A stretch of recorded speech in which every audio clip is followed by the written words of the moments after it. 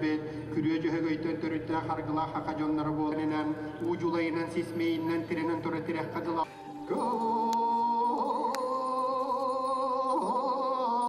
Сегодня у нас в городе замечательный день. У нас вводится 160-квартирный жилой комплекс «Три сосны», в котором все квартиры предназначены для переселенцев из аварийного фонда. И вдвойне приятно, что вот как раз люди сейчас переезжают из самых разных районов нашего города, из аварийных домов. И перед как раз зимой, тяжелой зимой, которая, несомненно, была бы в аварийных бараках, они получают очень качественное, очень хорошее жилье, полностью благоустроенное. И, конечно, пользуясь случаем, я бы хотел выразить благодарность и президенту нашей страны Владимиру Владимировичу Путину, и главе республики Егору Афанасьевичу Борисову, и генеральному директору фонда ЖКХ Константину Георгиевичу, которые вот эту программу реализуют.